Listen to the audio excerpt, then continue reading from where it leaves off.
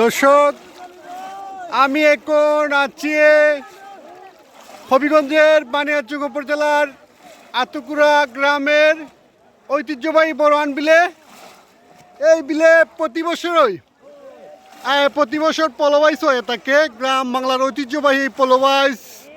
এই পলোবাইসকে কেন্দ্র করে গ্রামবাসীরা নির্ধারিত একটি সভা করে, মিটিং করে এই পলোবাইসের তারিখ নির্ধারণ করেন। এই তারিখ নির্ধারণ করার পর মূলত এখানে পলোবাইস হয়। পলোবাইস শুরু হয় যেদিন পলোবাইসের তারিখ করা হয়, ওই দিন ভোর থেকে বিলের পারে মৎস্য শিকারীরা মূলত বীর জমান হবে। আতুকুরা সহ আশেপাশের গ্রাম শুধু নয়, জেলার বিভিন্ন স্থান থেকে পলো, জাল সহ মৎস্য শিকারের যে উপকরণগুলো রয়েছে সেগুলো নিয়ে তারা আসেন মূলত মাছ শিকারের উদ্দেশ্যে। এখানে আমি দেখতে পাচ্ছি একজন শিকারী অনেক মাছ পেয়েছেন, মৎস্য শিকারী। আমি তার সাথে একটু কথা বলবো। আপনি কতগুলো মাছ পেলেন? অনেক মাছ হয়েছে। কেমন লাগছে মাছ পাওয়ার পর? অনেক আনন্দ লাগতেছে। আজকে পলোবাইস যাইয়া মাছ পাওয়াতে সবাই মাছ হয়েছে।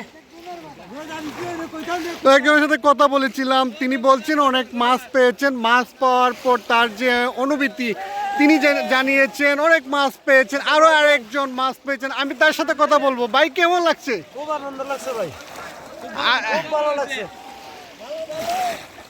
প্রতি বছরই কি আসেন এখানে? হ্যাঁ, প্রতি বছরে আসি ভাই।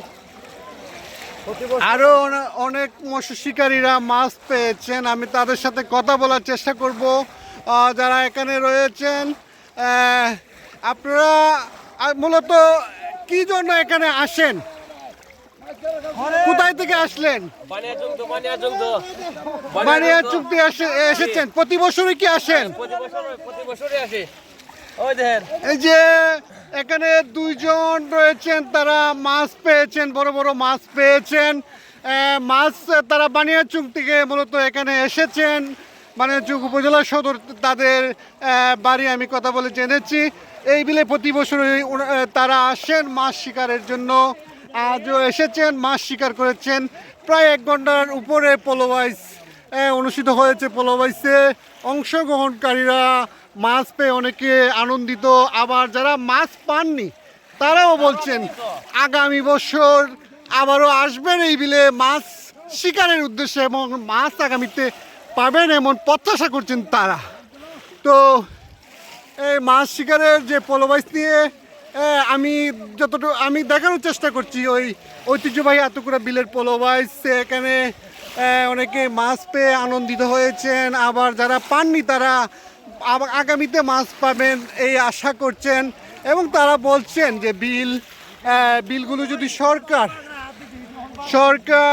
সংস্কার করে তাহলে মাছের এখানে উৎপাদন হবে। মূলত সরকারিভাবে যারা লিজ নেন তারা বিলগুলোতে তাদের মাছ মারা নির্ধারিত সময় শেষ হওয়ার পর তারা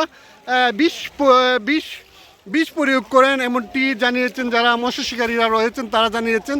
যার কারণে এখানে নতুন করে মাছের প্রজন্ম সৃষ্টি হয় না, মাছ সৃষ্টি হয় না।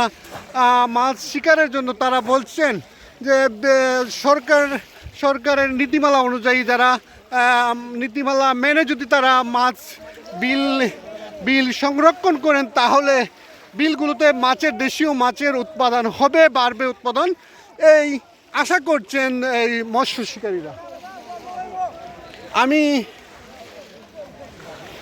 আমি দেখানোর চেষ্টা করছি পলোবাইস, ঐতিহ্যবাহী পলোবাইস। এই পলোবাইসে এসে অনেক আনন্দিত হয়েছেন মাছ পেয়ে। আবার যারা পাননি তারা আনন্দিত। কারণ আনন্দিত হচ্ছে তারা পলোবাইসে অংশগ্রহণ করতে পেরেছেন। আর আরেকটি জিনিস, তাদের হলো বাড়িতে মাছ নিতে পারলে তারা আরও আনন্দিত হতেন, এমনটি জানিয়েছেন।